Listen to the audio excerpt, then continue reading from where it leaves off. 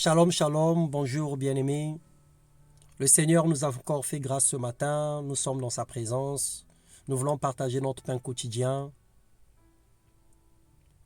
L'Éternel écoute une prière, il n'a pas besoin des lamentations. Nous voulons parler de ce sujet ce matin. L'Éternel écoute une prière, il n'a pas besoin des murmures.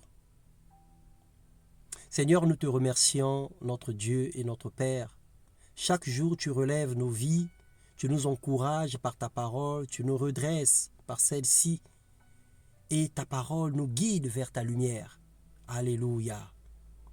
Nous lisons dans l'Épître 38, le verset 10 au verset 13.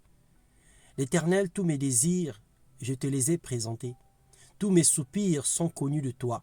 Mon cœur bat violemment et mes forces m'abandonnent. Mes yeux ont perdu toute leur lumière. Ma plaie écarte de moi mes amis. Mes compagnons, ceux qui sont les plus proches, restent loin de moi. Ceux qui veulent me tuer m'ont tendu les pièges. Ceux qui cherchent mon malheur parlent pour me perdre. Ils murmurent des mensonges à longueur de jour. Alors, une lamentation, bien-aimée, est une plainte. C'est aussi l'expression de douleur et de regret. L'homme, dans sa nature, aime susciter la pitié. Il aime que tous aient compassion de lui. C'est ainsi que nous nous lamentons et gémissons jusqu'à amplifier nos témoignages. Lorsque nous voulons parler de quelque chose à quelqu'un, nous essayons d'attirer son attention. Nous essayons de lui mettre dans un état de pitié pour lui montrer que notre situation elle est grave, elle est grande. Mais le Seigneur veut parler à un cœur ce matin.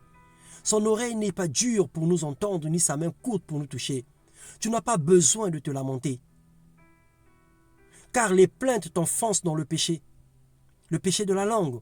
Les murmures créent en toi l'amertume et tu prends Dieu pour responsable de tes plaies et blessures, alors qu'il n'en est pas responsable. Il est celui qui vient pour te panser la plaie. Il n'est pas celui qui vient pour te blesser, mais plutôt pour te guérir.